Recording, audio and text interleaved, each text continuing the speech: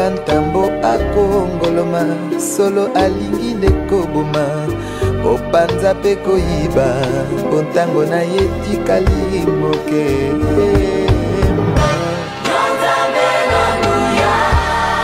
ozalisi ya likolo na se mokili esima. Alléluia.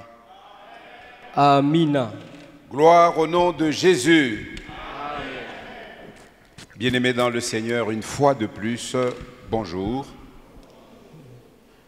Que la paix et la grâce et la miséricorde vous soient multipliées de la part de Dieu, notre Père, et de la part de Jésus-Christ, notre Seigneur. Soyez bénis ce matin. Amina. Vous qui avez résolu de venir célébrer votre Dieu. Alléluia. Alléluia. Alléluia. En ajout, en plus de tous les psaumes qu'on nous a lus, on peut revenir encore sur le psaume 117 qui est court, qui n'a que 2 versets. Kwa kuongezea kwa mazaburi tusomea tuza kurudia ku Zaburi 17 ambaye 107 ambaye kwa mfupi 117. 117. Louez l'Éternel, vous toutes les nations. Shangilieni Bwana ninyi mataifa zote. Célébrez-le, vous tous les peuples. Mumusherekee yeye ninyi taifa lote. Car sa bonté pour nous est grande. Kwa maana wema wake kwa ajili yetu ni kubwa. Et sa fidélité dure à toujours. Na uaminifu wake unadumu milele. Alléluia. Alléluia.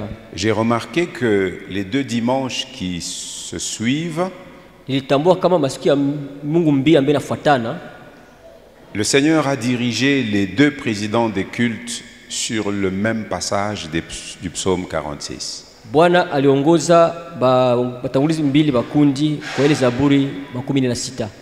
Le dimanche passé, c'est le frère Hendrik qui a présidé le culte. Samuel Peter alikuwa ni ndugu Hendrik ndio aliongoza kundi. Il nous a lu le psaume 46. Alisomea Zaburi 16. Le frère Pascal n'était pas là.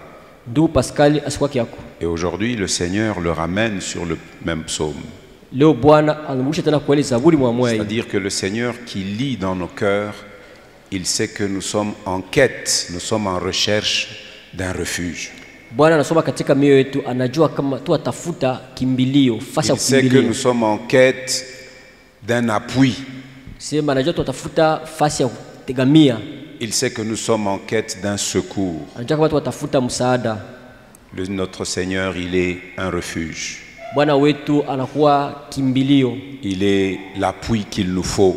Anakuwa tegamio ambaye inatustahili. Il est un secours qui ne peut pas nous manquer dans quelques situations de détresse où nous pouvons nous trouver. Ni msaada ambaye tukosea katika tabu yote za kwa ndani. Et il te rassure ce matin, ne crains rien. Napatia kisha asubuhi leo kama usiogope kitu. Ne promène pas un regard inquiet. Hapana kuangalia na macho moya ya huzuni. Je viens à ton secours. Nakuya kukusaidia. Et je te soutiens de ma droite qui est triomphante. Nakusikamisha na mkono wa kuume ambao unakuwa mkono wa ushindi. Et la droite triomphante de Dieu, na mkono wa ushindi wa Mungu, c'est Jésus le Christ, la pierre angulaire. Ni Yesu Kristu jiwe la pembeni. C'est Jésus la pierre précieuse. Ni Yesu jiwe la bei. Une pierre de grand prix. Jiwe la bei kubwa. Une pierre solidement posée. Jiwe limewekwa nguvu. Si tu la prends pour appui, ukilikamata kama tegamio, tu n'auras pas hâte de fuir. Hautakuwa na haraka ya kukimbia. Alléluia. Amina. Alléluia. Alléluia. Dieu ne nous a pas donné un autre appui pendant que nous sommes sur la terre. Et l'appui qu'il nous donne, c'est son propre Fils. Comme je l'ai promis le dimanche passé, nous restons sur le même thème ce deuxième dimanche. Nous sommes en train de parler de notre premier sous-thème de l'année. Le sous-thème de ce premier trimestre. Sous-thème que nous avons intitulé ainsi, Kishina ndogo ambayo tuliita hivi, construisons-nous un fondement durable tujijengeye msingi wa nguvu en étudiant la vérité. tukijifunza ukweli. Et au cours de ce premier trimestre, Na mwa hii miezi tatu ya kwanza nous voulons étudier la vérité tunatafuta kujifunza ukweli sur la Bible, kuhusu Biblia, sur Dieu, kuhusu Mungu, sur Jésus. kuhusu Yesu. Au deuxième trimestre, Kwa sehemu ya pili ya miezi tatu nous garderons la même formulation, construisons-nous un fondement durable tabakia mpaka na ile kishina moja moja, tujengee msingi wa nguvu en étudiant la vérité tukijifunza ukweli sur le Saint-Esprit, kuhusu Roho Mtakatifu, sur la création, kuhusu maumbile, sur le salut. kuhusu wokovu. Et il en sera ainsi jusqu'à la fin de l'année. Litakuwa hivi mpaka kumwisho ya mwaka, Parce que le Seigneur veut que nous soyons des enfants chrétiens et chrétiennes solides, Bwana anataka tukue batoto bakristo wanamuke wanaume ba nguvu, construisant leur vie sur un fondement solide lui-même bakijenga maisha yabo kwa msingi ya nguvu ya mwenyewe et qui restera ferme. na ambaye tabakia na usimamo. Nous avions choisi 2 textes. Tulichagula mausomi mbili. Le premier dans le livre de Josué, Ya kwanza katika kitabu cha Yoshua, le premier chapitre, sura ya kwanza, versets 7 à 9. mstari wa 7 mpaka wa 9. Et ça, nous en avons parlé le dimanche passé. Hii tusemezea siku ya Mungu iliyopita. Aujourd'hui, le Seigneur veut que nous en venions au deuxième texte. Bwana penda turudie kwa usomi ya pili leo. C'est 2 Timothée, la deuxième lettre de Paul à Timothée, Ni barua ya pili ya Paulo kwa Timotheo, chapitre 3. sura yake ya 3. Et dans ce chapitre, nous avons épinglé 2 versets, Na mwa hii sura tulitoshamo mistari mbili, le verset 15 mstari wa 15 et le 16. na mstari wa 16. 2 Timothée chapitre 3, versets 15 et 16, nous lisons la parole du Seigneur. Tunasoma neno la Bwana Timotheo wa pili sura 3 mstari wa 15 mpaka 16. Dès ton enfance, tu connais les saintes lettres qui peuvent te rendre sage à salut par la foi en Jésus-Christ.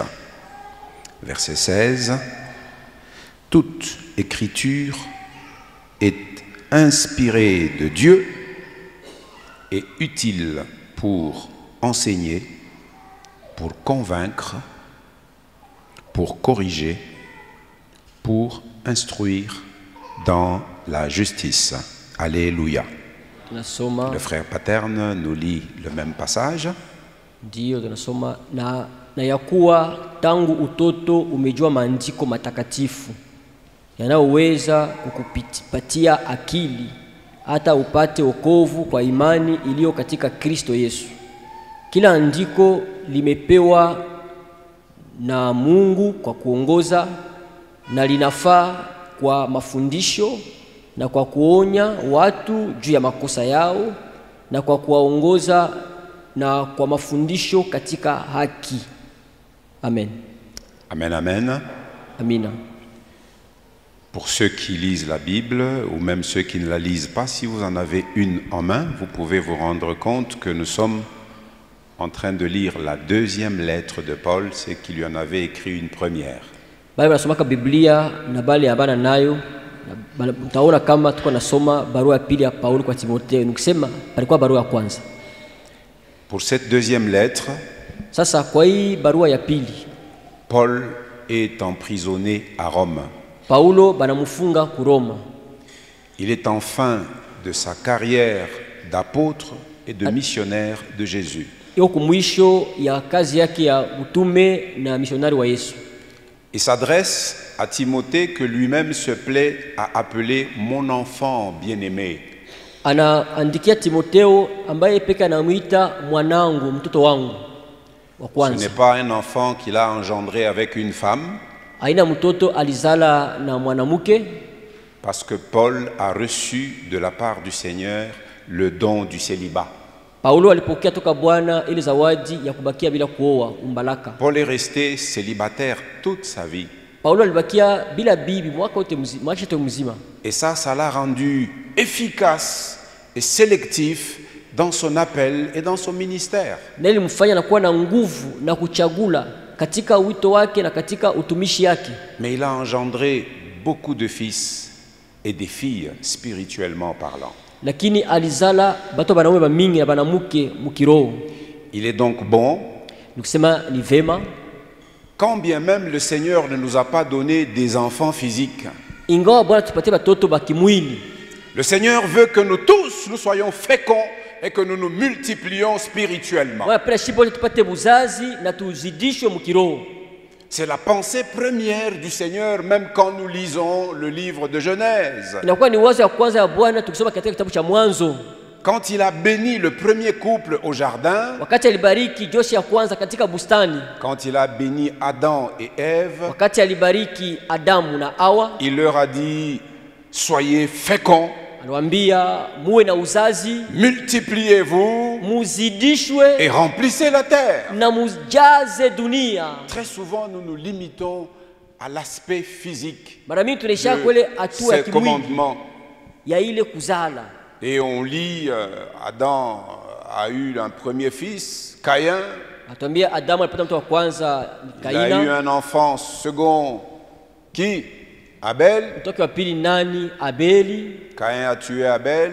Kaini akamua Abeli. Et quelque temps après, Adam a eu un autre fils, Seth. Kisha mtu fulani Adamu apata mtoto wa pili yake ndio Et Seth. puis la Bible nous dit qu'il a engendré des fils et des filles. Bila tuambia kazala batoto banamuke na batoto banaume.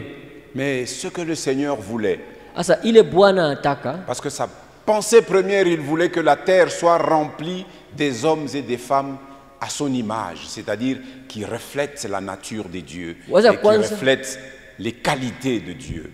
Bwana anapenda azale batoto ba mingi banaume na banamuke bale banaonesha hali ya Mungu. Mais nous savons que le péché a obscurci le premier dessein de Dieu. Tunajua kama zambi ilizuisha kusudi kwa kwanza kwa Mungu. Mais c'est une folie pour les hommes de penser qu'ils peuvent continuellement obscurcir le dessein de Dieu. Ni ubazimu kwa batu kuzania kama kila mara bataendelea kufunika tu makusudi ya Mungu. Ce matin, j'ai suivi les lectures en audio de ce qui nous est proposé chaque matin sur le groupe de l'Église. Asubuhi nifuata usomi mwa katika sauti ili wanatupatia kila mara kukundi ya kanisa. Frère Boyens, on a lu dans le livre de Job, chapitre 38 et 39. C'est le début des discours de Dieu répondant à Job. Inakuwa ni mwanzo ya hotuba ile Mungu anamjibia Yobu. Et il commence par dire, na anaanza kusema, qui a la folie nani nje iko na ubazimu de chercher à obscurcir mes plans à moi l'Éternel, mes desseins. Kuzuiza mpango wangu mie Mungu, kusudi yangu mie. Les hommes n'y parviendront jamais. Batu abatafikia pale kamwe. Quand bien même le Seigneur leur laisse une marge pour gesticuler, ingawa Bwana anabachia kwa wakati moya baanze kufanya wanafanya vile. Ils ne parviendront jamais à obscurcir ses desseins. Abatafika kamwe kuzuisha makusudi zake. Mais en Jésus-Christ, lakini katika Yesu Kristo, Dieu veut se constituer un peuple nouveau à son image et à sa ressemblance. Kujifanyizia taifa mpya ya kumfanana na ya kwa picha yake. Si donc je n'ai pas l'occasion d'avoir des enfants physiques, basi kama mimi sipate ile bahati ya kupata watoto wa kimwili, car tu ne peux pas toujours savoir ce qu'ils deviendront. mimi sitajua bangikuwa banani. Il faut être comme Paul. Kwa sababu Paulo, il est au soir de sa vie. iko mwisho wa maisha yake. Il sait qu'il va mourir prochainement. Anajua kama atakufa siku inakuja. Il prend le soin d'adresser cette lettre qui est comme un testament spirituel. Anakamata mpango kuandika barua kama vile agano ya kiroho. À son fils spirituel. Kwa mwana wake wa kiroho. D'ailleurs, quand vous lisez le début de cette lettre de 2 Timothée 1, kwanza kusoma hii barua mwanzo ya kwanza ya barua ya Timotheo wa kwanza, il est écrit, banaandika hivi: Paulo, apôtre de Jésus-Christ, mtume wa Yesu Kristo, par la volonté de Dieu, kwa mapenzi ya Mungu, pour annoncer la promesse de la vie kwa kutangaza ahadi ya uzima qui est en Jésus-Christ. ambayo huko katika Yesu Kristo. À Timothée, mon enfant bien-aimé. Kwa Timotheo mwanangu wa kweli katika imani. Timothée est né d'un père grec Timotheo babake alikuwa Mgreki ama Myunani, et d'une mère juive mamake alikuwa Muyuda, du nom de Eunice. yake ndio Pnise. Et quand Paul l'a rencontré, Na wakati Paulo alikutana naye, il a reçu de lui un bon témoignage alipokea toka yeye ushuhuda mzuri au cours de son deuxième voyage missionnaire. kwa safari yake ya pili ya kutoa injili. Les disciples qui habitaient la ville de Lystre Banafunzi kwa katika mji wa Lustra rendaient un bon témoignage de Timothée. balishuhudia maneno mzuri juu ya Timotheo, Et Paul résolut de le prendre avec lui. na Paulo akamata mpango wa kumbeba pamoja naye. Tout jeune, Timothée a dû abandonner sa famille Kijana sana Timotheo aliacha jamaa yake pour aller avec Paul partout où le Seigneur l'envoyait. kufuata Paulo popote Bwana kuna mtuma. Donc il s'adresse à son enfant dans la foi, Sasa anamwandikia mwanake katika imani qui est Timotheo, devenu son disciple, ambaye ageuka mwanafunzi wake, appelé à continuer la mission que Paul allait laisser. akiitwa kuendelesha ile kazi Paulo alikuwa anafanya. Et Timothée exerçait aussi un ministère pastoral à Éphèse. Timotheo pia alikuwa na utumishi wa kipastori kule ku Efesi, Mais il ne devait pas perdre de vue la mission de son père spirituel, hangipoteza katika mafikiri kazi ya d'être babake un kiroho, apôtre missionnaire. kusema ya kuwa ule mtume wa kutangaza injili. Tel est le contexte de cette lettre. Njo bile biko mwe barua hivi. Paul, il est en prison à Rome. Paulo wanamfunga ku Roma. Et dans ce chapitre 3, Na mwa hii sura ya 3, comme on peut aussi le voir dans la première lettre que Paul a adressée à Timothée au chapitre 4, du 1er au 3e verset. mtazamo katika barua kwanza Paulo anaandikia Timotheo katika sura ya 4 mstari wa kwanza mpaka 13. Paul est en train d'avertir Timothée. Paulo iko nakebesha hange Timotheo. Il l'avertit d'une déchéance, Anampatia angalisho juu ya d'une uharibifu, dégradation, d'une détérioration juu ya uharibifu qui allait caractériser les derniers temps ou les derniers jours. ile ingepasha kuonekana katika nyakati za mwisho. Cette expression, les derniers temps ou les derniers jours, Hii msemwa saa za mwisho ama siku za mwisho, englobe toute la période ndani yake mnakuwa muda yote qui va depuis le 1er siècle de l'ère chrétienne où nous sommes, c'est-à-dire après la venue de Jésus sur la terre. inaanzia kwa siku za kwanza kisha siku ya kudunia, na hii siku tunakuwa leo, Et plus précisément depuis l'ascension de Jésus retournant au trône d'où il était venu. ni kusema toka kule Yesu alipanda kwenye enzi kule alitokea, Depuis cet instant, toka ile wakati jusqu'à ce que Jésus reviendra, mpaka wakati Yesu atarudia, tout ce temps-là, tout cet intervalle de temps, ile muda ile wakati yote ile la Bible l'appelle les derniers temps Biblia inaita nyakati za mwisho et les derniers jours. na siku za mwisho. Et ces jours courent depuis 2000 ans. Na ile masiku inapita inakuwa miaka 2000 sasa. Quand est-ce qu'ils se termineront? Itaisha wakati gani? Dieu seul sait. Mungu pekee anajua. Mais ceux qui sont avertis envoient les signes arriver. Bale biko na angalisho biko na maalama iko nafika. Et ils prennent garde à la manière de vivre et de se conduire. Bakamata angalisho kwa namuna ya kuishi na namuna ya kujiongoza. Et dans cet intervalle de temps, Sasa mwele muda ile wakati, selon les prédictions de Paul, kufuatana na vile Paulo alibiona mbele, le monde va traverser des temps difficiles, dunia itapita katika nyakati za magumu des sana. temps de dégénérescence sur le plan social et sociétal. Sema makati ile ya batu kuharibika katikati yabo. Les sociétés humaines iront en se dégradant moralement de plus en plus. Batu bataanza kuharibika sana katika mafikiri na namna ya kufanya vitu. Nous voyons dans ce chapitre 3 au début, Paul dressait une liste terrible des caractéristiques des hommes des derniers temps. Tunaona mwa sura 3 kumwanzo Paulo analeta kabisa musululu ya mambo vitakuwa ya kuharibifu wakati wa mwisho. Vous pouvez trouver un texte parallèle dans L'épître de Paul à l'église des Romains, Romains 1, Kwa du usome verset nafanya ile. 27 jusqu'à 32, Paul dit les mêmes choses aux Romains. Waroma sura kwanza mstari wa 17 mpaka 32, Paulo anasema mpaka mambo ya moyo. Là où il a fini sa course, sa vie comme prisonnier. Bali atamaliza maisha yake kama vile mfungwa. Cette liste nous montre plusieurs mots. Hii karatasi Un inatuonyesha mal, plusieurs mots. mabaya mingi. Qui sont d'ordre général. Ça va caractériser les hommes en général. Usema itagusa batu bote kwa ujumla. À la venue de ces temps, Kwa wakati ile wakati tafika. et auquel toi et moi, chrétiens, nous devons nous attendre et nous devons avoir l'intelligence pour comprendre en quel temps nous sommes. Ndani yake we na mie bakristo wanamuki tunapasha kuwa na akili ya kuelewa tuko wakati gani. Nous sommes invités à nous souvenir que Christ lui-même, Tunaalikwa kukumbuka Kristo mwenyewe avant qu'il ne souffre, il avait prédit ces choses. mbele ya Yesu alisemaka hii bitu mbele. Quand vous lisez Matthieu chapitre 24, Soma Mathayo sura 14. il dit par exemple Anasema kwa mfano qu'il y aura plusieurs faux prophètes qui s'élèveront et ils séduiront beaucoup de gens. kutakuwa banabii ba mingi wa bongo batashimama na batavuta batu ba mingi. Aujourd'hui, plusieurs prétendent parler au nom du Seigneur. Leo ba mingi wanazania kusema kwa jina la Bwana. Avec un monde globalisé par les moyens de communication, Na hii dunia ambayo inakuwa na mitandao namna mingi ya kupanda habari, tout le monde peut parler à tout le monde. kila mtu anaweza kusema na batu bote.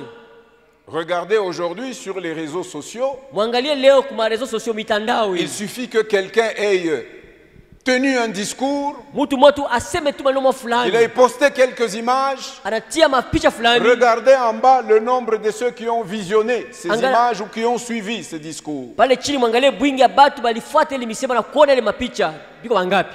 Il y en a qui testent comme ça leur capacité à mobiliser les audiences. Bengine wanapimbaka vile kuonesha batu vile bashajulikana. Mais allez là où on annonce la vérité. Mwene sa pale banatangaza kweli. Comptez le nombre de gens qui suivent. Mwangalie mavu Vous yetu. comprendrez dans quel temps nous sommes. Taelewa wakati gani? Vous comprendrez. Mtaelewa.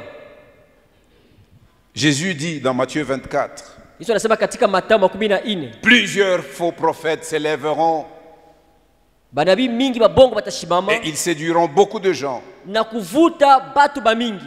Écoutez le verset 12. Sikia mstari wa 12. Et parce que l'iniquité se sera accrue. Na kwa sababu uovu utaongezeka. Vous entendez? Masikia? L'iniquité ira en croissance. Uovu itaanza kuongezeka kabisa. La charité du plus grand nombre se refroidira. Na mapendo ya wengi itapata ubaridi. Huku tuko naenda mapendo iko naenda kupunguka. La charité est en train de diminuer. C'est Comme le voyons. l'une des caractéristiques de ces temps. Ni moja ya aina ya wakati. Mais Jésus dit, Yesu anasema mais hivi, celui qui persévérera ule atadumu jusqu'à la fin, mpaka kumwisho, celui-là sera sauvé. ule ataokolewa. Et cette bonne nouvelle du royaume, celle que nous annonçons dimanche après dimanche, Hii habari njema ya ufalme tunatangaza kila siku ya Mungu, kufuata kila siku ya Mungu tunafuata. sera prêchée dans le monde entier Itahubiriwa mudunia yote mzima pour servir de témoignage à toutes les nations. juu ya kuonesha ushuhuda kwa mataifa yote. Il n'y aura pas d'excuse à l'avènement de Jésus. Hautakuwa kulomba masamaha wakati Yesu atarudia. Toutes les nations auront entendu la bonne Mataifa nouvelle de Jésus. yote batakuwa washasikia habari njema ya Et Yesu. alors seulement la fin viendra. Ndio pale sasa mwisho itafika. Timothée dit, les hommes seront. Timotheo anasema batu batakuwa Ils seront égoïstes. batakuwa bachoyo. Et nous le voyons. Tuko naona Ils seront amis de l'argent. batakuwa barafiki ya fedha. Pas amis des hommes, mais amis de l'argent. Hapana barafiki ya batu, lakini barafiki ya fedha. Ils seront fanfarons. Batakuwa bamaitapo. Et ils seront hautains. Batakuwa bakiburi. Angaria mapeka. Ya kuvimba vimba. Juu akafranga kale ashakupata. Un peu d'argent qu'il a eu. Mais alikapata je bouigi Comment pas il a eu bouigi. ça? Ngivi. Ils seront blasphémateurs. Batakuwa bakukufuru. Ils seront rebelles à leurs parents. Batatombokea bazazi yao. Ils seront ingrats. batakuwa batu bila shukrani, pas de reconnaissance. hakuna shukuru. Ils seront irréligieux, Batakuwa batu wa kuchukia maneno ya Mungu, insensibles, bila kusikia kitu, déloyaux. benye kukosa heshima. Et il énumère 19 caractéristiques. Anataya aina 19. Ils seront tout ça. Batakuwa bila wote banasema.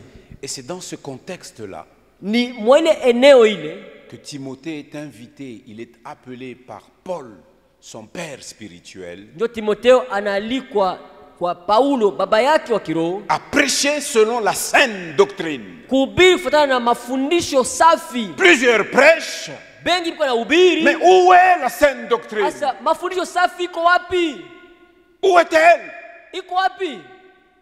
Avons-nous du discernement pour connaître où est la saine doctrine? Tuko na mafikiri ya kuangalia mafundisho kweli iko wapi? Avons-nous la sagesse? Tuko na hekima. Il l'invite à demeurer fidèle même au sein de l'opposition. Analika kubakia waaminifu hata kama nakupinga. Du verset 10 à 13, il lui dit ça. Mstari wa 10 mpaka 13 anasema vile. Et dans cette portion, il y a ce verset 12 Mwa sehemu kwa mstari wa 12 qui dit vous devez savoir anasema mnapaswa kujua que si vous voulez vivre dans la piété, ukipenda kuishi katika utawa, sachez que vous serez persécutés. uye kama mtateswa.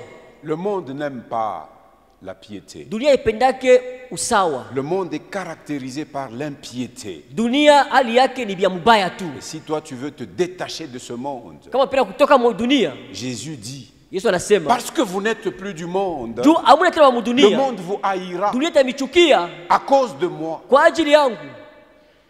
Le monde vous persécutera. Dunia itamiteswa, Vous aurez des tribulations dans ce monde. mutapata mateso Mais mwa prenez dunia. courage, Lakini muwe na parce que moi bidii. j'ai vaincu le Kwa maana monde. mie nilishinda dunia. Vous aussi, vous pouvez vaincre le monde. Na mwe pia mnaweza kushinda dunia. Paul dit ça à Timothée, Paulo anasema ile kwa Timotheo, de demeurer fidèle, bakia mwaminifu même au milieu de l'opposition. hata katikati ya mapingamizi. Et dans la partie qui suit, où nous avons épinglé les 2 versets dont nous voulons parler un peu Sema aujourd'hui, nafuata. Ile msemi tutatoka kusema hapa. Paul invite Timothée à demeurer fidèle à la parole de Dieu. Paulo analika Timotheo abaki mwaminifu kwa neno la Mungu. C'est la portion qui va depuis le verset 14 du chapitre 3 jusqu'au verset 5 du chapitre 4. Ni sehemu inatoka mstari 14 ya sura ya 3 mpaka mstari wa kwanza wa sura ya 4 ya Timotheo wa pili. 14.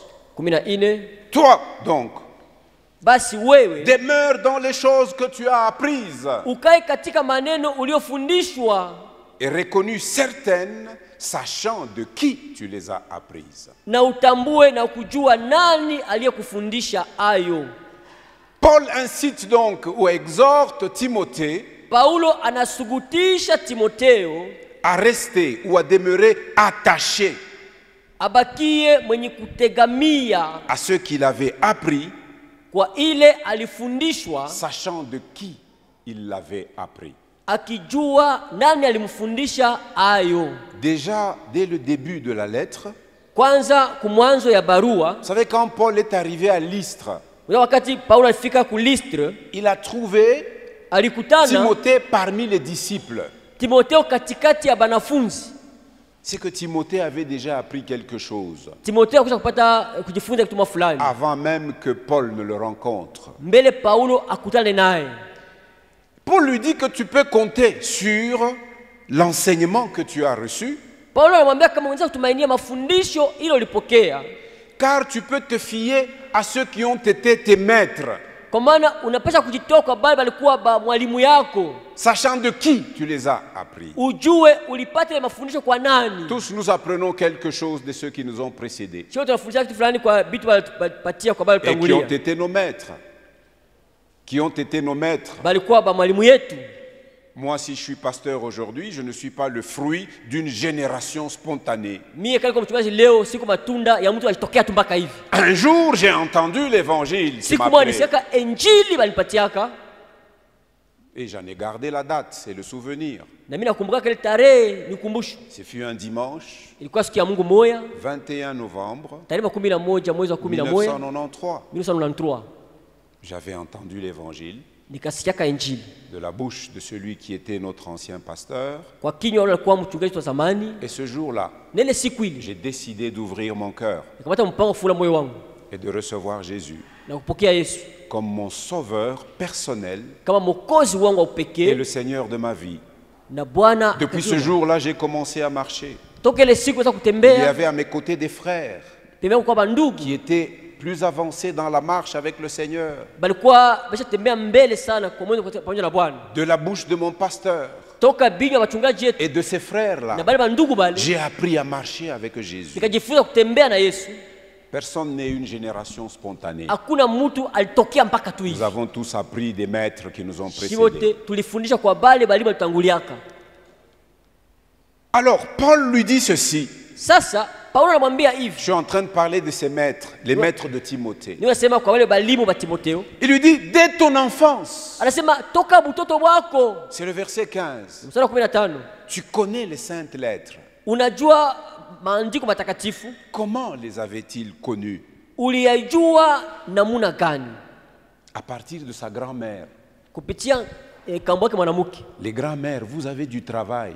Bakambo mwanamke, mko na kazi. Quand vos petits-fils viennent vous visiter, Wakati bakanilo kwa matembelea, si vous connaissez Jésus, kama unamjua Yesu, ne vous contentez pas de leur donner bitumbula kalanga sucré. Aseme ni bankana yangu acha niwape bashi nitamupa nani mwingine.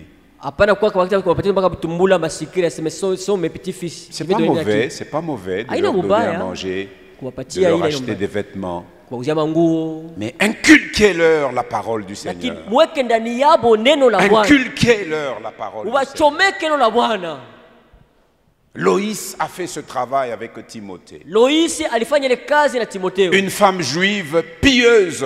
Mwanamke Muyuda wa kuogopa Mungu.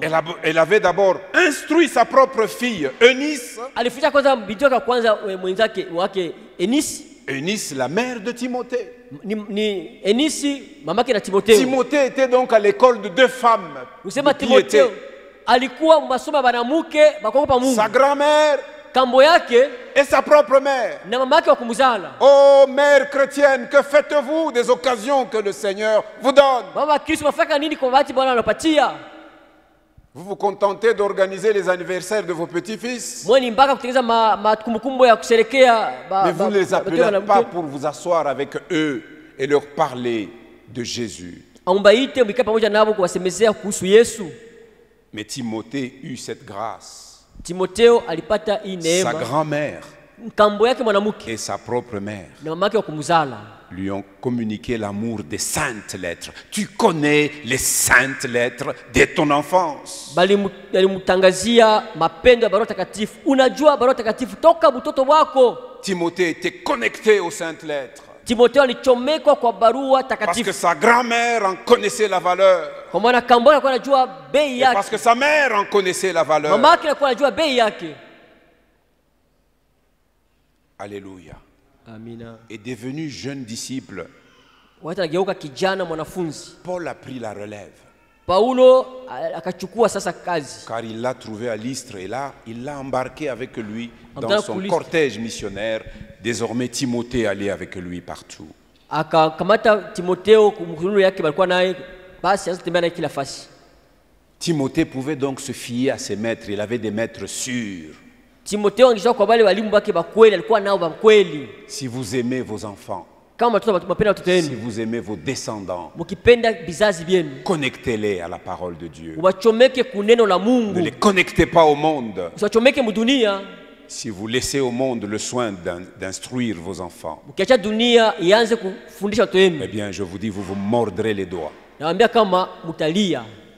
Utalilumisha milole, Mtalia ite. utasaka meno, utatafuta bibanda binako ni légèreté yako we mwenyewe, unakonekte mtoto yako kudunia. Utasema ni mabilia ya bizazi. Ni wewe moya. Ni we moya. C'est toi-même. Lui, Timothée, il pouvait faire confiance en ses maîtres. Ye Timotheo angepata tumainia ba mwalimu yake. Il pouvait aussi faire confiance à ceux qui lui ont enseigné. Angetumania pia bale walimfundisha. Parce que ceux qu'on lui enseignait étaient conformes aux saintes lettres. Iyo kufundisha, iko fanisha kwa maandiko matakatifu. Si donc une doctrine ou un enseignement basi kama mafundisho mwa fulani est confirmé par l'écriture, inahakikishwa na maandiko, c'est que cette doctrine elle est vraie nikusema ile mafundisho ni ya kweli, et on peut s'en saisir. unaweza kuishika. Alléluia. Amina. Paul déclare ici que les écrits sacrés, Paulo anasema hapa kama maandiko matakatifu, et ici dans le contexte où il écrivait, il s'agissait de l'Ancien Testament. hapa anaandika itazamia ni mambo ya Agano la Kale. Parce qu'au moment où Paul parle des écrits sacrés, Wakati Paulo anasemezea juu ya maandiko matakatifu, nous sommes encore au 1er siècle, entre les années 50 et 60. tuko mkarne ya kwanza kati ya miaka 15 16. Le Nouveau Testament n'était pas encore écrit. Agano jipya ilikuwa bado kuandikwa. Et donc il faisait allusion au texte de l'Ancien Testament. Hapa alikuwa anasemezea njoo mausomi za Agano la Kale. Et Paul déclare que ces écrits sacrés ont le pouvoir de donner la sagesse. Paulo anasema kama hii maandiko matakatifu iko na mamlaka ya kuleta hekima. Sagesse en vue du salut. Hekima ya kwenda kuokovu. Tout ce que Dieu donne aux hommes, c'est pour les amener au salut. Yote Mungu apatia batu ni kuwapeleka kuokovu. Tout ce que l'Écriture complète, depuis Genèse jusqu'à Apocalypse, nous enseigne, c'est pour nous montrer le chemin du salut. Yote maandiko naandika hapa kuanzia mwanzo mpaka mwisho ni ya kutupeleka kwenye wokovu. En effet, c'est les Écritures qui nous enseignent comment nous pouvons obtenir le salut. Ni kweli maandiko yatufundisha namna tutapata wokovu. Et les ministères chrétiens en tirent une synthèse. Na utumishi wa Kristo inatosha kifupi ndani. C'est le cas par exemple du ministère Campus pour Christ. Ni hali ya ministère Campus pour Christ qui a édicté une brochure. iliandika kitabu kamoya. J'espère que j'ai un exemplaire ici. Nawaza niko na mfano moja hapa. C'est l'outil dont se servent les évangélistes. Inakuwa ni chombo batoaje injili banajua tumikisha. Sur la page de couverture, il y a une question. Kule kumwanzo ya ukurasa kwanza kuko ulizo. Connaissez-vous les 4 lois spirituelles? Je, unajua masheria ine za kiroho? Je voudrais voir dans cette assemblée qui connaît les 4 lois spirituelles. Napenda kuona makano hapa najua makati lois spirituel. Qui connaît les 4 lois spirituelles? Na najua makati lois spirituel. Ben, tournez vos yeux. Muzee baluku shimama. Tunyanguli mikono shebali tunayua. Ceux qui connaissent, levez vos bras.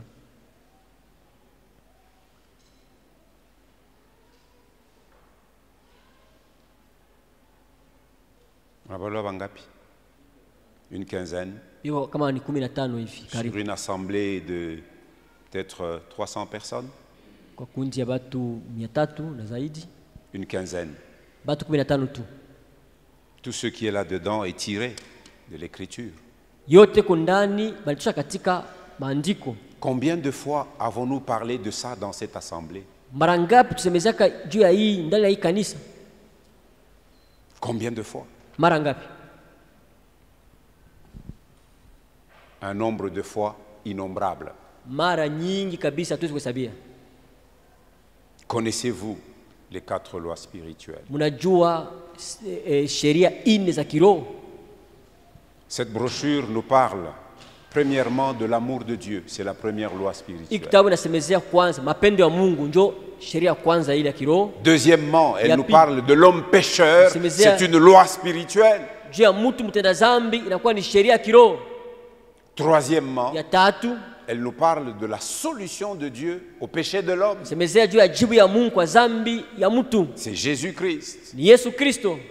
Et quatrième loi, Ya ine sheria ine, chaque homme doit se décider par rapport à Jésus. kila mtu apasha kupata mpango kufuatana na Yesu. Chaque homme, chaque être humain doit se décider par rapport à Jésus. Kila mwanadamu apasha kupata mpango kuhusu Yesu Kristo. Si tu ne t'es jamais décidé, Kama wewe bado kupata mpango, tu es encore un religieux qui connaît des choses, ungali mtu wa kidini unajua maneno, mais qui ne les pratique pas. lakini mtendo auwekaki. L'homme doit se décider. Mtu apasha kupata mpango. Et la bonne décision, Na mpango mzuri c'est de recevoir Jésus dans la vie, comme j'ai donné mon témoignage. ni kupokea Yesu maisha kama vile nipana ushuhuda yangu. Les vrais chrétiens sont capables de donner leur témoignage Bakristo wa kweli kuna uwezaji kupana ushuhuda yao de leur nouvelle naissance. ya vile bazaliwa mara mpya. C'était où? ilikuwa wapi, quand wakati gani et comment. na namna gani. N'est-ce pas, Arsène?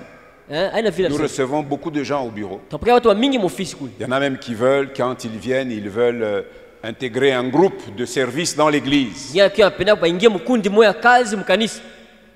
Mais nous tous ici, nous sommes des serviteurs de Jésus. Shibote tuko batumishi ba Yesu. Mais il faut avoir établi une relation personnelle avec Jésus. Inapasha ukuwe na uhusiano pekee pamoja na Yesu. Vous devez avoir un témoignage. Munapasha kuwa na ushuhuda. Si vous n'avez pas encore reçu Jésus, Kama wewe bado kupokea Yesu, il n'est pas encore tard. hayakuwa nyuma. Aujourd'hui, Leo vous pouvez le recevoir. unaweza kumpokea leo. Parce qu'il vient bientôt. Kwa maana iko nakuya hapa upesi. Il viendra subitement. Atakuya tu kwa kushtuka. Il dit, ça sera comme du temps de Noé. Atasema itakuwa wakati ya Noa. Les hommes mangeaient et buvaient. Batu walikuwa nakula na kunywa. Ils se mariaient Walikuwa naoa. et ils mariaient leurs Walikuwa enfants naoesha watoto yao. jusqu'au jour où Baka- Noé entra dans l'arche. Siku Noa aliingia katika safina. Et Dieu ferma la Na porte Mungu de akafunga l'arche. mulango ya safina. Et les écluses des cieux furent ouvertes. Na madirisha ya mbingu kafunguka. Les portes des abîmes furent ouvertes. Milango ya madezi kule chini zikafunguka. Et la terre fut engloutie par les Na eaux. bulongo ikamezwa na mai. Jésus nous prévient que ça sera la même chose. Yesu anatuambia itakuwa mpaka vile. Ça sera aussi comme à l'époque de Sodome et Gomorrhe. Toka wakati ya Sodoma na Gomora. C'était une ville caractérisée par une bestialité sexuelle sans précédent. Ilikuwa ni muji moya, ilikuwa na bushenzi sana mu mambo ya ngono. L'homosexualité battait son plein. Ile usenge ilikuwa kule sana. Au point qu'ils ont même voulu faire ça avec les anges que Dieu a envoyés dans cette Watafanya ville. na malaika bali Mungu tuma kule kwa ile mji ule. Ils disent à Lot qui les avait accueillis chez lui, Wanaambia Lot kabisha kwake, Lot, nous voyons que chez toi il est entré une viande fraîche. tuna kwa kulengia nyama moya ya sasa ya Est-ce que tu peux les sortir un peu ubatoshi kwanza kidogo pour huku que nous les goûtions? tuionje. Ça sera pareil. Itakuwa mpaka vile. Lot a été poussé de force en dehors de Sodome. Lota balimusukuma na nguvu nje ya Sodoma. Et un feu Na de moto. soufre Moto ya pepo est tombé sur la ville de Sodome et toutes les villes environnantes. ikauka kumuji ya Sodoma na mamiji Tout kwa fut pembeni yake. consumé. Zikalungula. De sorte que Dieu n'en a pas laissé de traces. Mungu asakata atalama moya kubaki yake. Les archéologues cherchent.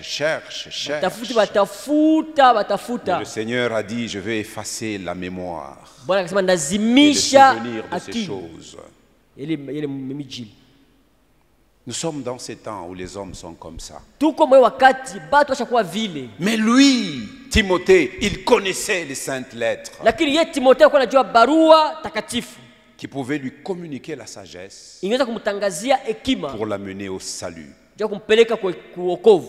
Et le verset 15 se termine pour dire que ce salut ne s'acquiert que par la foi en Jésus-Christ. Tutakuwa tunasema kama ile wokovu mtu anaipata tu ni kupitia imani katika Yesu Kristo. L'apôtre Pierre, revêtu de la puissance du Saint-Esprit, Mtume Petro mwenye kuvaa uwezo wa Roho Mtakatifu se tient debout devant le conseil des responsables du peuple juif. anasimama mbele ya shauri ya baongozi ya taifa Bayuda, Il déclare avec force anasema na nguvu que la pierre que vous, les bâtisseurs, vous avez rejetée, elle est devenue la principale de l'angle. jiwe mwe bajengazi mlitupa iligeuka jiwe la pembeni.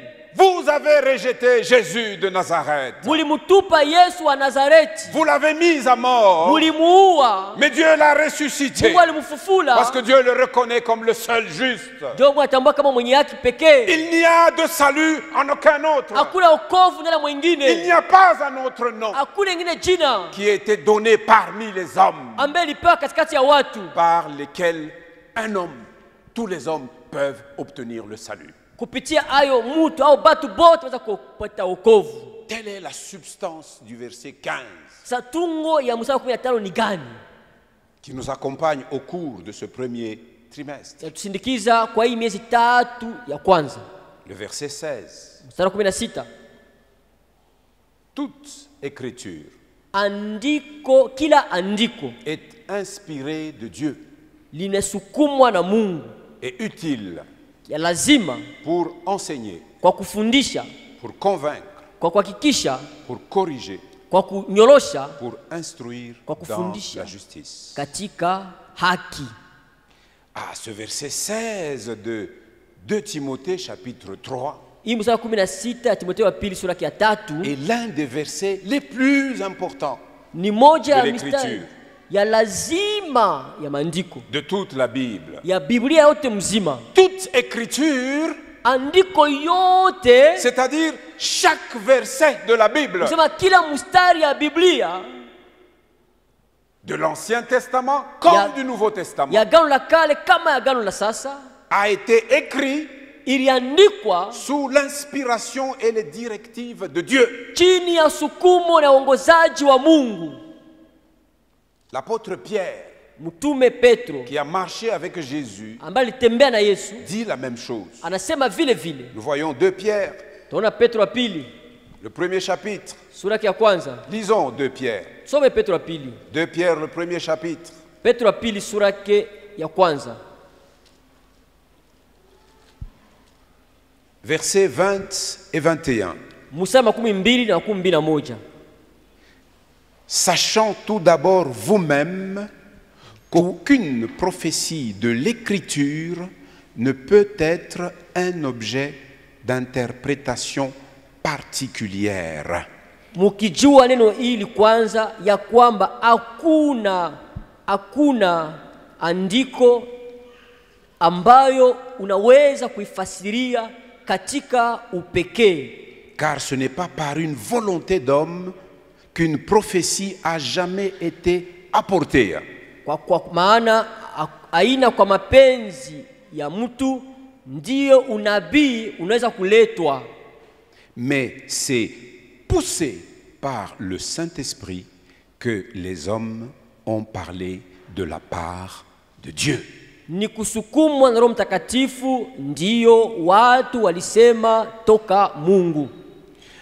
En lisant ce texte de 2 Pierre, Tukisoma hii usomi ya Petro wa pili, nous comprenons que nous pouvons faire pleinement confiance aux prophètes de l'Ancien Testament ndio kama tunaweza kutumainia kabisa banabii ba Agano la Kale, parce qu'ils n'ont pas communiqué leurs pensées et leur propre vision des choses. kwa maana hawakutangaza mawazo yabo ama ono yabo ya vile mambo iko, Comme le font les faux prophètes. kama vile banabii babongo. Il y eut des faux prophètes dans l'Ancienne Alliance Agano la Kale kwa banabii babongo pia, et leur nombre connaît une croissance exponentielle dans la Nouvelle Alliance. na Les bwingi faux yabo prophètes. ya bwingi yabo inakuwa mingi tena magano jipya banabii babongo. Les prophètes dont l'apôtre Pierre parle Banabii bale mtume Petro wanasemezea n'ont pas livré leur interprétation personnelle aux événements qui se passaient. abakutoa mafasirio ya upekee kwa matokeo yanafanyika, Ils n'ont fait que transcrire la parole de Dieu. balikuwa nasema tu mpaka neno la Mungu kuitangaza. Ils étaient poussés par le Saint-Esprit. Balikuwa wenye kusukumwa na Roho Mtakatifu. Dans la version originale des textes du Nouveau Testament qui furent écrits en grec, Katika ile tafsiri ya mwanzo ya usome Agano la Jipya ambayo inaandikwa katika Kiunani, le verbe grec qui est traduit ici par pousser ile tamko Kiunani wanasemezea hapa ambayo walitosha mo kusukumwa, était utilisé dans la navigation pour illustrer, pour figurer l'action du vent. balikuwa wanatumia katika kutembea ule ya mai ya kuonesha vile pepo kunaenda. Quand nous lisons par exemple le livre des Actes des Apôtres, Soma kwa mfano kitabu cha Matendo ya Mitume au chapitre 27, sura 27, on nous y parle de la navigation de Paul, prisonnier allant vers Rome. wanasemezea juu ya safari ya Paulo mfungwa bila mpeleka Rome. Et on nous parle aussi du naufrage qu'avait connu le navire sur lequel Paul était. Wanasemezea juu ya kuzama ile merikebu Paulo kwa ndani vile ilifanyaka. Alors, Luc, qui a écrit le livre des Actes des Apôtres, Luka ambaye kitabu cha Matendo ya Mitume il le rapporte notamment au verset 27, anasema kwa mstari wa au 17, verset 17 plutôt. Kwa mstari wa Voyons 17 Acte ndio. 27, verset 17, c'est tuone vers la Matendo fin du 17 livre mstari wa des Actes, 17, Matendo ya Mitume qui se termine au chapitre 28. inaishia Chapitre kusura 27. sura 17. il décrit ce que les marins faisaient avec la voile ou les voiles du navire sur lequel ils étaient. Anasemezea juu ya habari wa kuongoza merikebu walikuwa wanafanya na ile pazia ilikuwa juu ya merikebu. Il dit après l'avoir hissé, Anasema kisha kuinyanyua on s'est servi des moyens de secours pour ceindre le navire. wakafunga merikebu kwa kupitisha kamba chini Et dans yake. la crainte de tomber sur la Syrte, c'était une île, on abaissa les voiles. Kwa kuogopa kuanguka kwenye sirti bakashusha pazia. C'est ainsi qu'on se laissa emporter par le vent. Na hivi tukapeperushwa na upepo. Quand donc Pierre nous dit c'est poussé par l'esprit, c'est-à-dire les prophètes se laissaient emporter par le vent de l'esprit. Wakati Petro anasema kusoma na Roho Mtakatifu, sema nabii alikuwa naacha na peperushwa na upepo wa unabii. Les marins hissaient donc la voile, Sema baba kutembeza merikebu alikuwa anapandisha le vent pazia, gonflait la voile upepo inaivimbisha, et faisait avancer le navire. inaweza kutembeza merikebu. Donc ils ont avancé dans la révélation poussés par l'esprit. Balenda mbele kupitia ufunuo benye kusukumwa na Roho. Les prophètes ont donc été poussés par l'Esprit de Dieu. Manabii balisukumwa basi na Roho wa Mungu. Ils ouvraient la bouche Walikuwa nafungula kinywa yao. et le Saint-Esprit guidait leurs pensées et Wote même sasa leur wanaongoza langue. mawazo mingi, mawazo yao. Il s'est Katika ulimi saisi yao. de leurs pensées, il leur a communiqué la pensée de Dieu et en se saisissant de leur langue, ils n'ont fait que exprimer ce que l'Esprit déposait dans leur esprit. Balikuwa nashika wazo ya Mungu katika mafikiri yao kupitia Roho, kisha banatumia ulimi yao ya kusema vile Roho C'est ainsi quand vous lisez les prophètes de l'Ancien Testament, vous entendez « Ainsi parle l'Éternel, oracle de l'Éternel ». Mkifuata katika agano la kale tusikie vile walikuwa nasema Bwana anasema hivi, neno la Bwana. Et même le texte que nous avons choisi pour soutenir notre thème annuel, Ésaïe 28, 16, ça Attention. commence par « Ainsi parle le Seigneur l'Éternel ». Hata usomi tukamata katika kishina yetu ya mwaka Isaya 18 inaanza na Bwana anasema hivi. Alléluia. Alléluia. Alléluia.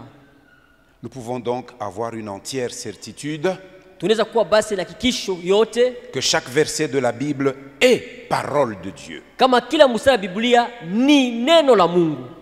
écrite sous la direction de son Saint-Esprit. Inaandikwa chini ya uchunguzi wa Roho wake Mtakatifu. La Bible ne contient pas la parole de Dieu. Biblia ndani ya neno la Mungu. La Bible est la parole de Dieu. Biblia ni neno la Mungu. Il n'y a rien qui a été écrit par la volonté de l'homme. Hakuna kitu kiliandikwa na mapenzi ya mtu. Tout l'a été sous l'inspiration du Saint-Esprit. Yote lisukumwa na Roho Mtakatifu. Comprenez qu'aucun livre au monde Mwelewa kama hakuna kitabu hata moja mu dunia n'est comparable à la Bible. inaweza kufananishwa na Biblia. Alléluia. Amina.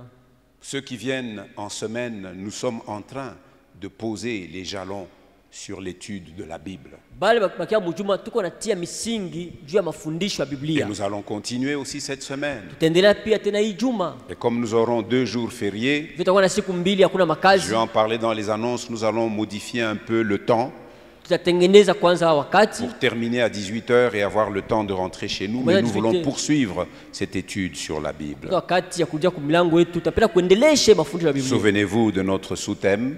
Kumbukeni kisha yetu ndogo, Construisons-nous un fondement durable tujijengee msingi ya nguvu en étudiant la vérité tukijifunza ukweli sur la Bible kuhusu Biblia au cours de ce mois de janvier. kwa hii mwezi ya kwanza. Aucun autre livre au monde n'est comparable à la Bible. Hakuna kitabu kingine mdunia kinafananishwa na Biblia. Les autres ouvrages qu'on peut lire, qu'on peut Vitabu trouver, vingine unaweza kuvikutana na kuvisoma, peuvent contenir des choses vraies, beza kuwa ndani yake mko vitu vya kweli, des choses sages vitu vya hekima, et même des choses utiles. hata vitu vya lazima, Mais il n'existe qu'un seul livre lakini pako tu mpaka kitabu moya qui contient les paroles de Dieu lui-même. ambaye na la Mungu ndani yake yenyewe, Et ce livre, na ile kitabu c'est la Bible. jina yake njoo Biblia. Je l'affirme Na hakikisha et j'en suis convaincu. na niko na hakikisho juu ya hili.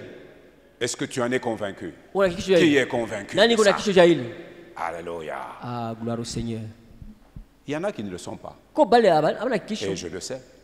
Na mimi unaona Déjà du temps de Jésus, kutoka wakati wa Yesu quand il parlait, watu wanasema, les uns ont dit, wengine walisema jamais homme n'a parlé comme cet homme. hakuna mtu anasema sasa vile huyu mtu. D'autres disaient, Wengine wanasema il a un démon. iko na demona huyu. Ne vous inquiétez donc pas. Msihangaike. Si vous voyez qu'à côté de vous, il y a des gens qui ne sont pas convaincus. Ukiona pembeni kwa mtu mwenye ana kitu. Déjà, si Jésus lui-même, qui est l'incarnation de la parole, Kama Yesu mwenyewe ndio anakuwa neno. tous n'ont pas été convaincus. Wote hawakuwa na hakikisho. Mais au moins, ils ont entendu. Lakini balisikiaka. Quand il reviendra, Watarudia. qu'il le veuille Bataki ou qu'il ne le veuille pas, au basitaki. ils ploieront leurs genoux. Batapiga magoti chini. De leur propre bouche, Na kinywa yao watasema. ils confesseront Batakiri que Jésus, kama Yesu tu es Seigneur, ni Bwana à la gloire kwa utukufu de Dieu le Père. ya Mungu Baba. Alléluia. Amina. Elle seule, la Bible, a été écrite sous l'inspiration de Dieu. Biblia tu ndio iliandikwa kwa kusukumwa na Roho wa Mungu. Alléluia. Amina, amina. Elle est inspirée de Dieu. Inasukumwa na Mungu. Nous sommes en train d'étudier ces choses en semaine. Tuko najifunza hii maneno Avec mjuma. des arguments, pour ceux qui veulent des arguments. Na bana napenda mafasirio iko hapo.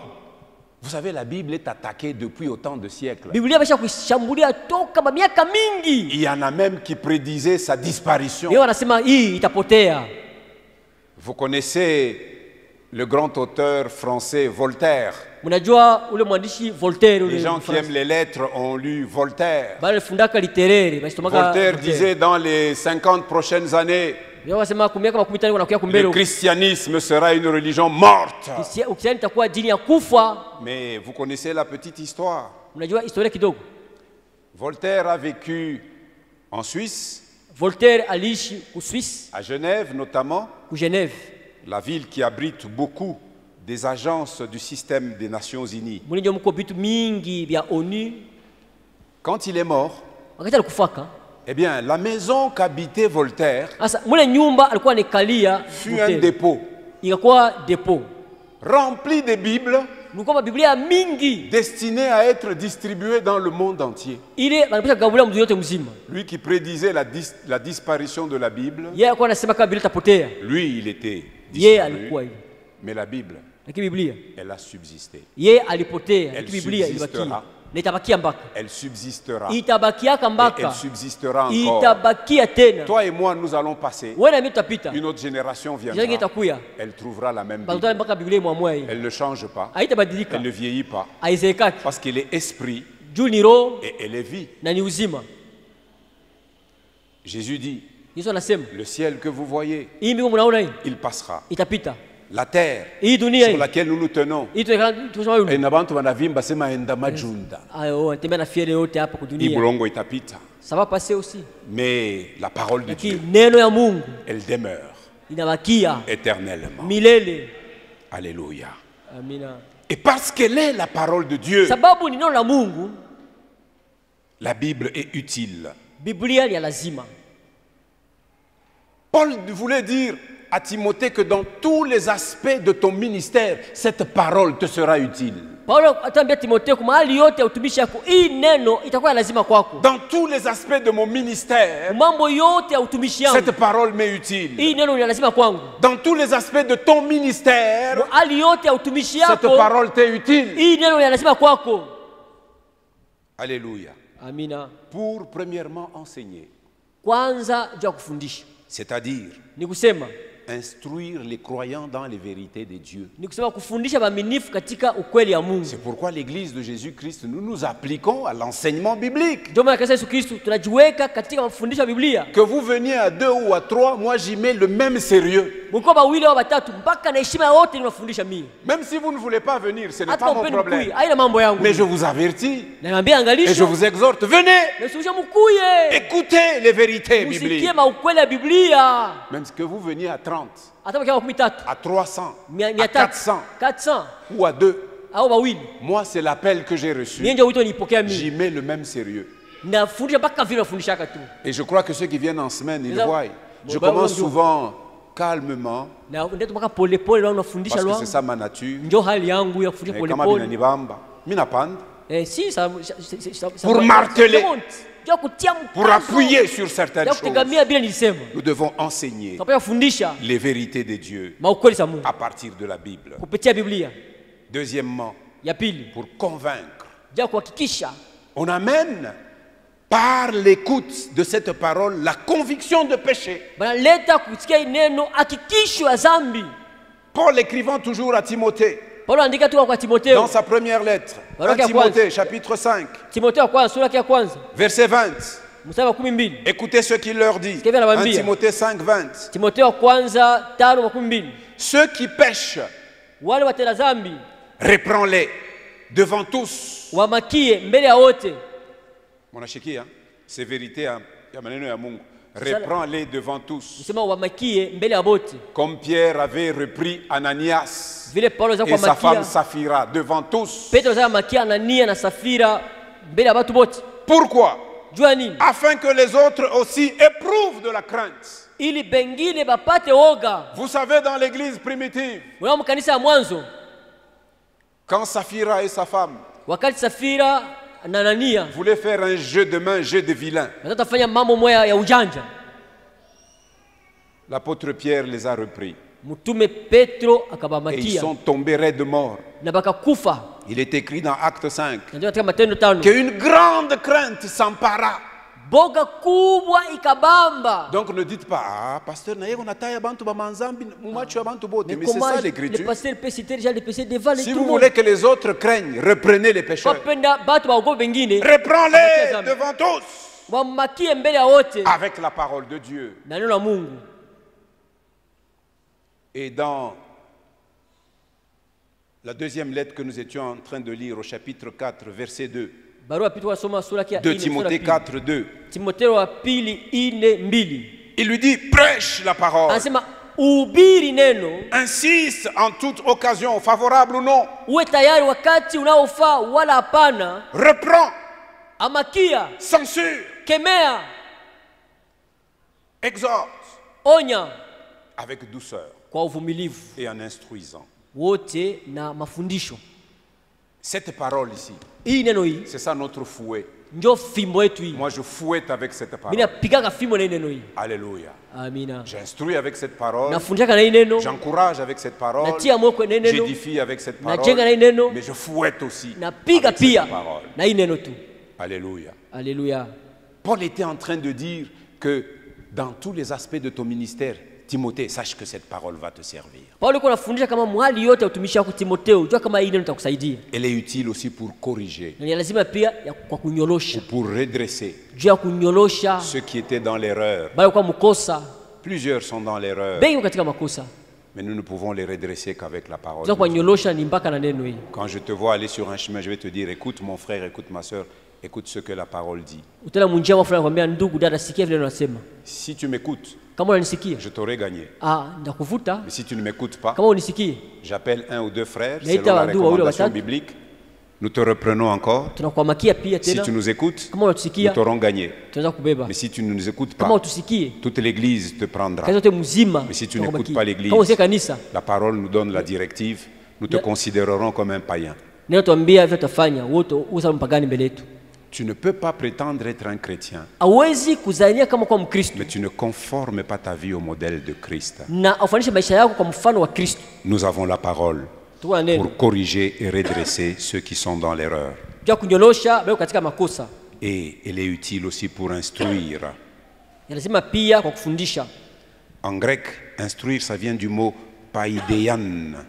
Mkiunani Paideian.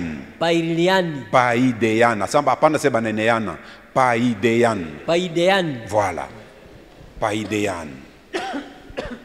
Littéralement, ça veut dire éducation des enfants, Maana yake kusema mafundisho ya watoto à qui on doit s'efforcer d'inculquer les vérités de Dieu. baba pesa kazisha kuingiza makweli za Mungu.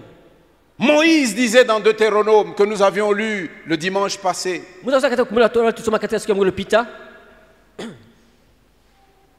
tu les inculqueras à tes enfants.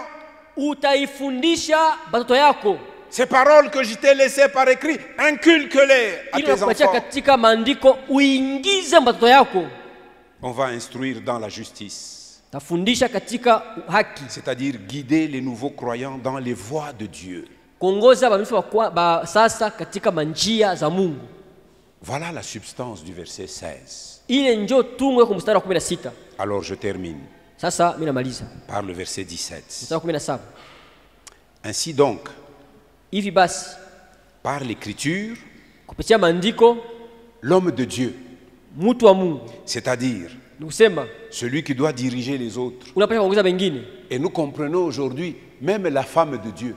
Tuelewa tena leo hata mwanamke wa Mungu. Parce que le sacerdoce, le ministère dans la nouvelle alliance est un ministère universel. Kwa maana utumishi katika agano la jipya inakuwa utumishi wa L'apôtre watu Paul nous wote. dit il n'y a plus ni homme ni femme. Mtu anasema hakuna au mwanamke au Si mwanaume. Dieu accorde sa grâce pour l'enseignement à une femme, Kama Mungu apana neema kwa mafundisho kwa mwanamke avec la sagesse qu'il faut, na hekima inapaswa, cette femme enseignera. ule mwanamke atafundisha. Lisez le livre des Actes. Soma kitabu cha Mathayo Vous mtume. verrez qu'il y avait un homme éloquent Kulikuwa mtu alikuwa anasema qui sana, parlait très bien alikuwa anasema mzuri et qui connaissait exactement la voix du Seigneur. alikuwa anajua mzuri manjia za Cet Bwana. homme, c'est Apollos. Ule mtu ni Apollo. Et il réfutait les contradicteurs de l'évangile de Jésus. Alikuwa anapinga bali hawapendi injili ya Yesu. Mais il y en avait deux qui l'écoutaient. Kwa walikuwa wanamsikia. Un couple, Joshi moyo, Priscille, Priscilla une femme, mwanamke et Aquilas. na Akila. Toi, ta femme s'appelle Priscille. Hein? Voilà. Mke wao sio Priscilla.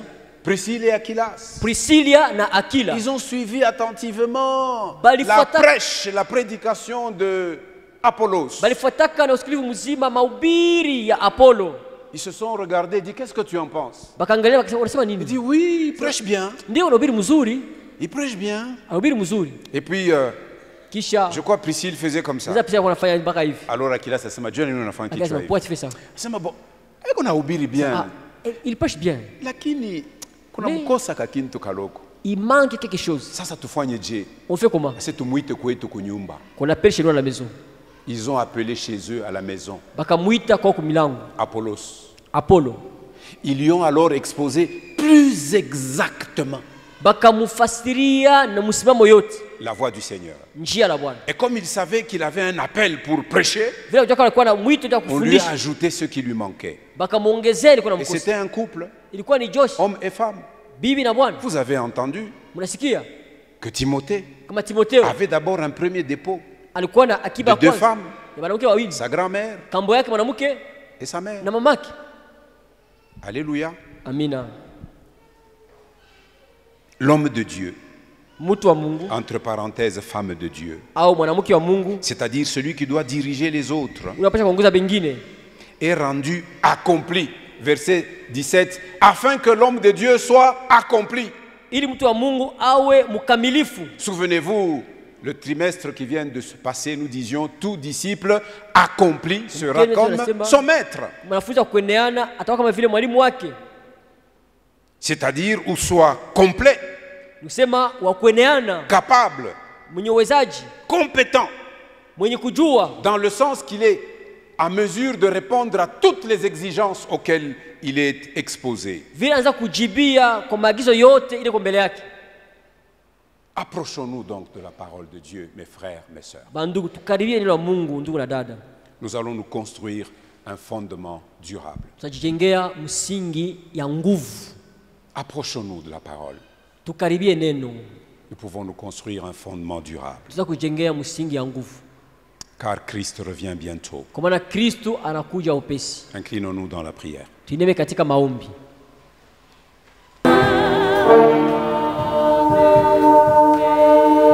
Saint, Saint, Saint est l'Éternel.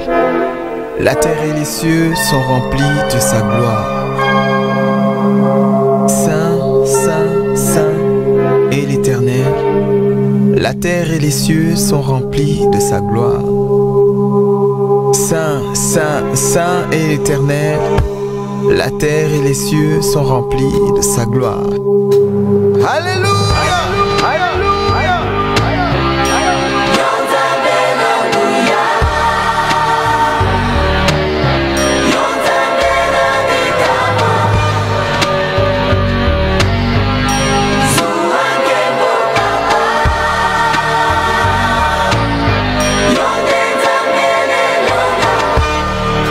Lelo ntango ebelemu elembo nyonso emonani kala te suka ya mokili nde nyonso awa na se suki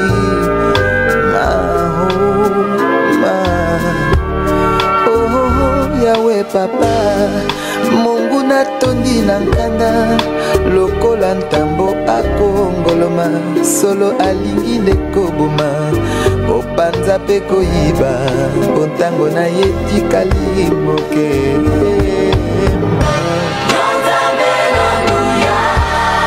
ozalisi ya likolo na se mokili esimami na maboko na yo bobele yo bongi nango haleluya nzoto motema molimo na ngai mpe na bonzeli yo nkolo nguya na yo etondisi ngai natelemi ngwi na banga te yawe